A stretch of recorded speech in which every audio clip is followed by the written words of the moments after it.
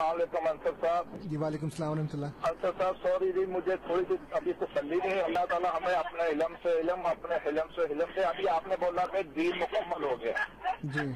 जब दीन मुकम्मल हो गया तो वही का आने का क्या मकसद? मुझे प्लीज इसमें मुझे कंफ्यूजिंग है, दूर कर दे, आपकी बहुत मेहरबानी। बहुत बहुत शुक्रिया नासिर साहब। जी अंसर साहब, मैंने आपकी खिदमत में ये अर्ज किया था कि अल्लाह ताला ने कुरान करीम के अंदर ये बात बताई है कि दीन मुकम्मल होना और वही का होना ये दोनों मुतजाद बातें नहीं हैं, बल्कि दीन मुकम्मल होने के बावजूद भी अल्लाह ताला इंसानों के साथ अपना कलाम का तरीका जारी रखता है।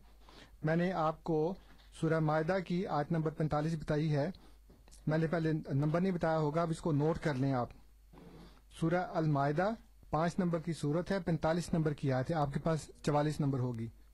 अल्लाह ताला फरमाता है, इन्ना अंज़लना तौराता फीहा हुदम व नूर, यकीनन हमने तौरात उतारी, इसमें हिदायत भी थी और नूर भी। यहकुमु बिहन नबियून, उससे अंबिया फैसले किया करते थे यहूद के लिए।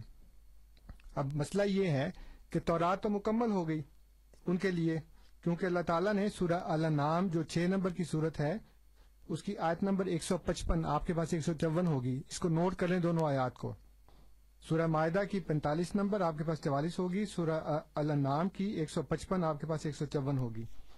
उसमें अल्लाह ताला फरमाता है, सुम्मा आतईना मूसल किताबा, फिर हमने मूसा को किताब दी, तमामन लल्लजी आसना, जो हर उस शख्स की जरूरियात पर पूरी उतरती थी जो आसान से काम लेता था, वह तफसीलन लिकुल्ल शैइन, और हर चीज की तफसील पर मुश्तमिल थी, वह हुदम व रहमतन लअल्लहुम बिलिकाए रब्बिहिम युमिनून, और हदायत थी और रहमत थी ताकि वो अपने रब की लिकाह पर ईमान लाए। अब ये जो तौरात किताब दी है अल्लाह ताला ने हजरत मूसा अलैहि सलाम को, वो यहूदियों के लिए मुकम्मल थी, बनी इसराइल के लिए एक मुकम्मल किताब थी।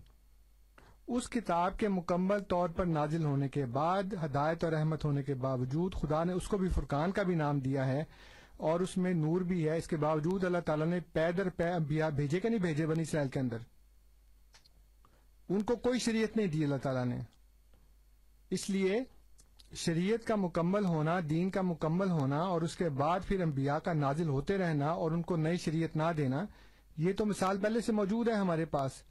इसलिए ये इस्लामी शरीयत में, कुरान करीम में किसी जगह ये नहीं लिखा कि दीन मुकम्मल हो जाएगा उसके बाद भी अल्लाह ताला किसी को वही नहीं कर सकता। मैंने आपकी खिदमत में ये अर्ज किया है कि उम्मत के बुजुर्गान के वाकयात पढ़ें, उसमें अल्लाह ताला उनको वही और इल्हाम से मुशर्रफ फरमाता रहा है, और इस तमाम के बावजूद आप हजरत ईसा अलैहिस्सलाम की आमद के कायल हैं। उनके मुतल्लिक अल्लाह ताला ने, नबी करीम सल्लल्लाहु अलैहि वसल्लम ने बयान फरमाया है कि उनको वही होगी। सही मुस्लिम किताबुल फितन बाबुल इशरातुस सात में जाके पढ़ लें, उसमें उनको ये लिखा है कि अल्लाह ताला उनको वही करेगा कि ए ईसा ये कर, और ए नबी अल्लाह ईसा ये कर, और ए नबी अल्लाह ईसा ये कर। तो वही नहीं होगी तो फिर वो ये क्यों लिखा है सही मुस्लिम के अंदर? इसलिए आपकी कंफ्यूजन सिर्फ अहमदियत की मुखालफत में है और कोई बात नहीं है इसके अंदर। आप इसको जाके देख लें, अपनी किताब को, कुरान करीम को उलमा से पूछ लें। इसीलिए खुदा ने कहा कि फसलू अहल ज़िक्र इन कुंतुम ला तालमून, तो अहले जिक्र से पूछ लिया करोगे तुम्हें नहीं पता, तो अपने उलमा से जाके पूछ लें कि जनाब शरीयत तो मुकम्मल है, वही हो सकती कि नहीं हो सकती, कुरान से दिखाएं। तो मैं आपको बता रहा हूँ कि कुरान करीम से वही भी जारी है। सही मुस्लिम की हदीस मैंने आपको बता दी है, उसमें भी अल्लाह ताला ने फरमाया कि, सॉरी, नबी करीम सल्लल्लाहु अलैहि वसल्लम ने फरमाया कि जब मसीह मौद आएंगे तो उनको अल्लाह ताला वही करेगा। इसलिए वही नहीं बंद हो सकती। अल्लाह ताला का ऐसा एक सिफ्त है जो कभी मुअत्तल नहीं हो सकती। जी बहुत बहुत शुक्रिया अंसर साहब। नासिर साहब की भी कॉल लेंगे। नासिर साहब अस्सलाम वालेकुम। वालेकुम सलाम अंसर साहब जी, मैं फिर आ रहा हूँ, थोड़ा सा मुझे कंफ्यूजिंग रह गया था, प्लीज यार माजरत के साथ जी। नहीं प्लीज आप सवाल अपना पेश करें। अंसर साहब बात यह है कि अगर आप कहते हैं कि अल्लाह ताला की वही आई हजरत जी के ऊपर, तो इसका मतलब मुझे जो समझ आई कि या कि हर नेक बंदों के ऊपर भी अल्लाह की वही आती रहेगी, या जैसे अल्लाह नबी सल्लल्लाहु अलैहि वसल्लम ने आखिरी खुतबे में फरमाया जिसका मफहूम है कि जो मैं आपके दीन छोड़ के जा रहा हूँ वो हर मेरी उम्मत की जिम्मेदारी है, हर एक के पास उसको लेकर जाना, पहुंचाना। कि जो जब उन्होंने बोला था कि दीन मुकम्मल है, और जब कुरान में लिखा हुआ कि अच्छाइयों की तरफ बुलाना, बुराइयों से रोकना हर एक उम्मती की जिम्मेदारी है, क्या हम उससे मुनहरफ हो जाए, या सिर्फ नेक आदमियों की तरफ ही अल्लाह की वही आती रहेगी, या एक मखसूस आदमी के ऊपर फर्ज है? मुझे प्लीज इसकी कंफ्यूजन दूर कर दे, मैं आपका बहुत बहुत बहुत मशकूर हूँ। बहुत बहुत शुक्रिया नासिर साहब। जी अंसर साहब, पहले अमीन साहब का सवाल। امین صاحب نے جو بات کی ہے وہ یہ ہے کہ جی آپ نمک کو پلاؤ نہیں کہہ سکتے، اس لیے آپ مبشرات کو نبوت نہیں کہہ سکتے. میں نے بھی نہیں کہا، لیکن اس سے ایک بات تو ثابت ہوتی ہے کہ اللہ تعالیٰ کا کلام انسانوں کے ساتھ جاری ہے. کیونکہ مبشرات جو ہیں وہ لوگوں نے پوچھا کہ مبشرات کیا ہے، تو آپ نے فرمایا رویا صادقہ. اور میں نے ابھی ایک آیت کے حوالے سے آپ کو بتایا ہے کہ رویا صادقہ جو ہیں وہ اللہ تعالیٰ کے کلام کا ایک جز ہے. جو اللہ تعالیٰ انسانوں سے کلام کرتا ہے اس کے 3 طریقوں میں سے ایک طریقہ ہے. تو گویا اللہ تعالیٰ انسانوں کو اس طریقے سے بھی کلام کرتا ہے. تو کلام تو جاری ہو گیا، اس لیے ناصر صاحب کے بھی سوال کا جواب آ گیا کہ کلام جاری ہے.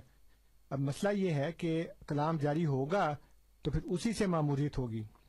تو اللہ تعالیٰ نے جو اس میں فرمایا ہے سورہ نساء میں کہ جو بھی اللہ اور اس کے رسول کی اطاعت کرے گا اس کو ان 4 درجوں میں سے ایک درجہ ملے گا. اس لیے اللہ تعالیٰ جو ہے وہ جیسے اس نے کہا کہ اللہ عالم ہے سو یجل رسالتہ، کہ اللہ تعالیٰ خوب اچھی طرح جانتا ہے کہ وہ اپنی رسالت کو کہاں رکھے گا. اس لیے وحی اور الہام تو سب کو ہو سکتا ہے، جو بھی اس کے اہل ہو اس کو اللہ تعالیٰ ضرور وحی اور الہام نازل کرتا ہے. لیکن جس کو اس نے نبی بنانا ہوتا ہے، جس کا استفاع کرنا ہوتا ہے، جسے اللہ تعالیٰ نے فرمایا کہ اللہ یستفی من الملائکۃ رسلا ومن الناس، اللہ تعالیٰ رسولوں کو چنتا ہے انسانوں میں سے بھی اور فرشتوں میں سے بھی. اس لیے ہر ایک بندہ تو رسول نہیں بن سکتا، لیکن ہر بندہ اس قابل ہو سکتا ہے کہ اس کو اللہ تعالیٰ کی طرف سے کلام نازل ہو. اس لیے بے شمار لوگ ایسے ہیں جن کو سچے خواب بھی آ جاتے ہیں. اب مسئلہ یہ ہے کہ میں ہمیشہ بل گیٹس کی مثال دیتا ہوں کہ بل گیٹس جو ہے وہ مانا جاتا ہے، اور بھی لوگ ہوں گے مجھے نام نہیں پتا، لیکن بل گیٹس جو ہے وہ دنیا کے امیر ترین لوگوں میں سے ایک ہے. اب اس کے پاس بہت دولت ہے، اربوں کے ڈالروں کے حساب سے اس کے پاس دولت ہے. اس کا یہ مطلب نہیں ہے کہ دوسروں کے پاس چند ڈالر بھی نہیں ہیں. کسی کے پاس ہزاروں ہیں، کسی کے پاس سینکڑوں ہیں، کسی کے پاس لاکھوں ہیں، کسی کے پاس چند ہیں. تو ڈالر تھوڑے بہت، دولت تھوڑی بہت کسی نہ کسی کے پاس تو ہوتی ہے، لیکن ایک کے پاس بہت ہوتی ہے اور وہ امیر ترین آدمی ہوتا ہے. اسی طرح اللہ تعالیٰ اپنی وحی اور کلام سے سب کو اس کے درجے کے مطابق حصہ بقدر جسہ انسانوں کو مشرف کرتا ہے. فرشتے نازل ہوتے ہیں، سچی خوابیاں آتی ہیں، بلکہ بعض اوقات بدکار عورتوں کو بھی سچی خوابیاں آ جاتی ہیں. تو اس سے یہ نہیں کہہ سکتے ہم کہ جی سارے لوگ نبی بن گئے ہیں. سارے لوگ نبی نہیں بنتے، بلکہ اپنے درجے کے مطابق اللہ تعالیٰ کی وحی اور الہام سے لوگ مشرف ہوتے ہیں. کوئی ایسا بدقسمت ہوگا جس کو ساری زندگی ایک بھی سچا خواب نہ آیا ہو. میرا خیال ہے ایسا تقریباً ناممکن ہے کہ کوئی ایسا بھی آدمی ہو جس نے ساری زندگی ایک بھی سچا خواب نہ دیکھا ہو. اسی طرح اللہ تعالیٰ نے یہ فرمایا ہے کہ جو حضور صلی اللہ علیہ وآلہ وسلم کی اطاعت کرے گا اس کو ان 4 درجوں میں سے ایک درجہ ملے گا. یا تو وہ صالح ہوگا، یا وہ شہید ہوگا، یا صدیق ہوگا، یا نبی بنے گا. اب حضور صلی اللہ علیہ وآلہ وسلم نے فرمایا کہ لیسا بینی و بینہ نبی، میرے اور اس کے درمیان کوئی نبی نہیں ہے.